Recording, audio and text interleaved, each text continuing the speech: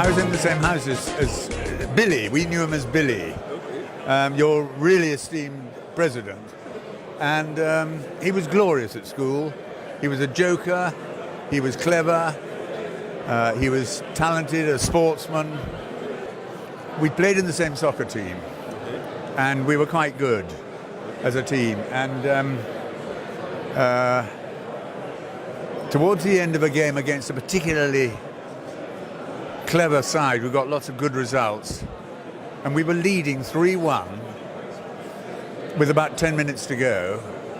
And Billy, your president, got hold of the ball in the centre circle and started his keepy-uppy, juggling with the ball.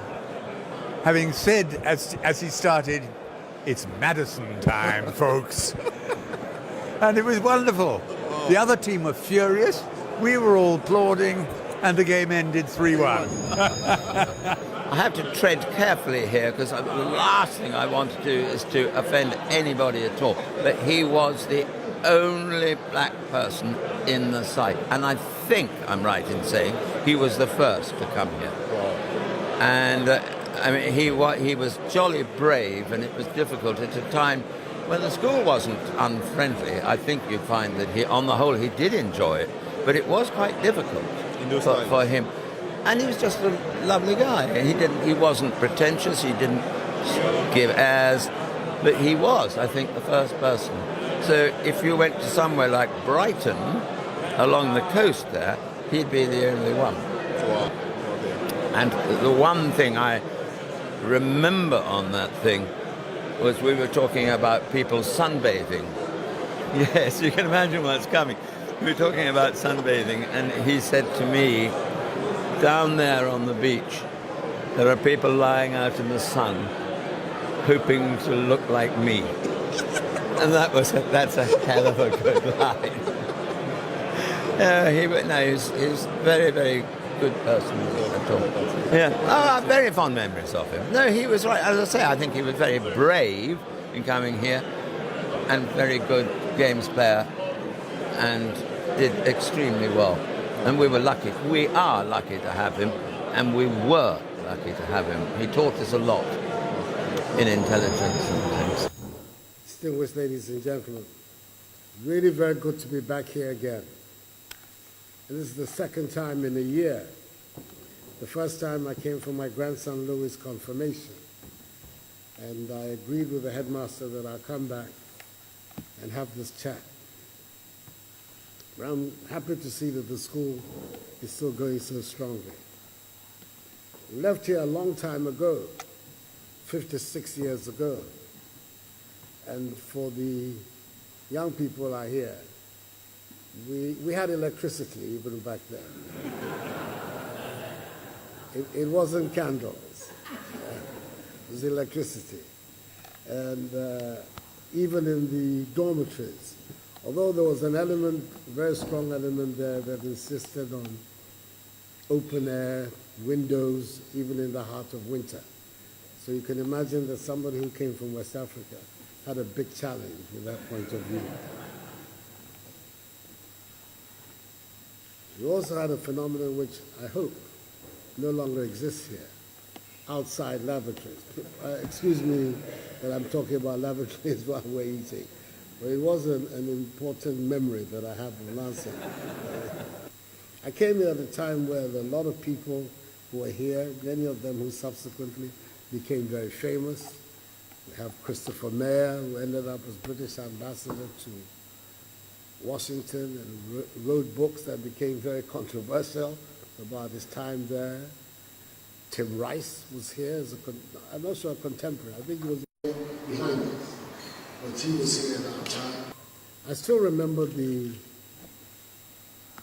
one phenomenon that has also scarred me to some extent, which is that as an underschool, at the age of 13 and a half, 14, you were required, when the 5-mile cross-country race was going on, to stand by the dikes in the heart of winter and break the ice before the runners came. As you saw them coming over the hill, you were supposed to jump in and break the ice. And I must say, it was on those occasions that I really thought very much about my parents sending me here instead of leaving me in Ghana. 19th century industrial revolution in England that led the way for the industrialization of the West took place when there was a very limited franchise. Women only got the votes in the second part of the second decade of the 20th century, by which time the Industrial Revolution had triumphed. The same phenomenon exists in America. But we are doing it with the whole baggage of democratic government, of universal adult suffrage, open system, and with no efforts to restrict the engagement of any particular section or sector of society.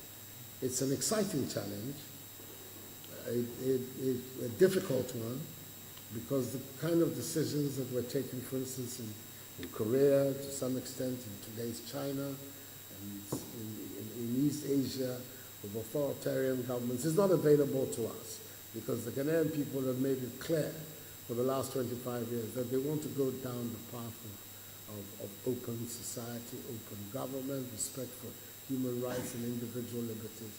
And we're therefore having to construct this model for development within that paradigm. Some countries in Africa be seen to be working and functioning states. The idea of Africa as a breadbasket, continually with its hand out begging for alms, is one that some of us find deeply offensive, because we have the resources that, properly managed, should enable us to be able to develop without our hands out as supplicants. So that's where we are. It's a challenge, but it is one that has engaged me, and at the sunset of my life, at the age of 74, after a decade of trying, I finally made it as president of Ghana on the third effort.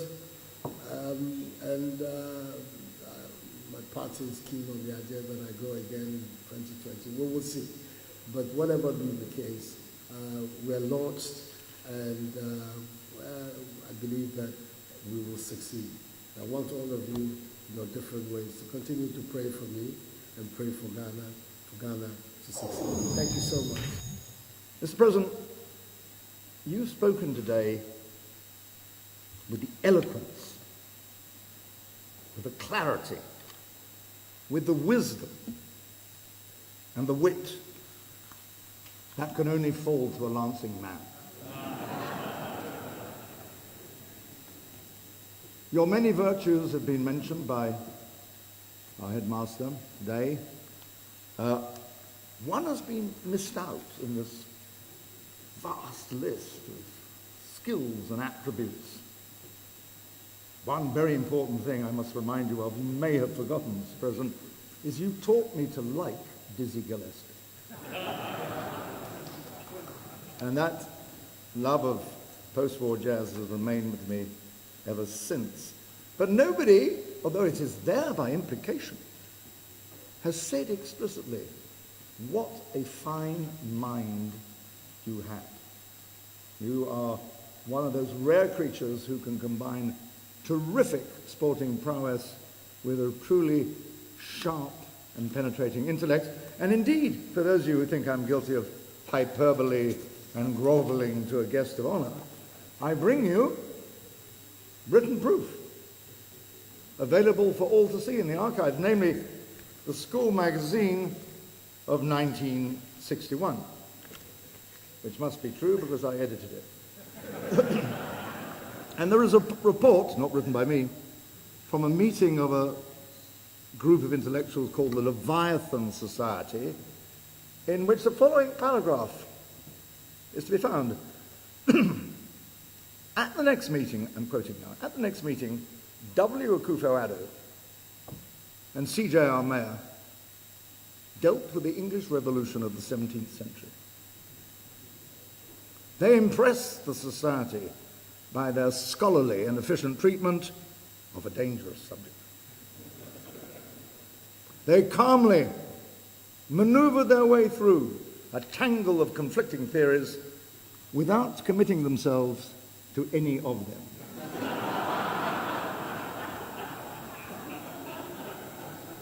You can see, ladies and gentlemen, why one became a politician and the other a diplomat. It's been a long and winding road that has brought us from 1961 to our meeting today. If I can say on a personal note, I am overjoyed to meet you again. I mean, physically, we're both a bit battered by the ravages of time, but as soon as I saw you and that spark in your eye, Mr. President, this was the Billy Akufo I had always known.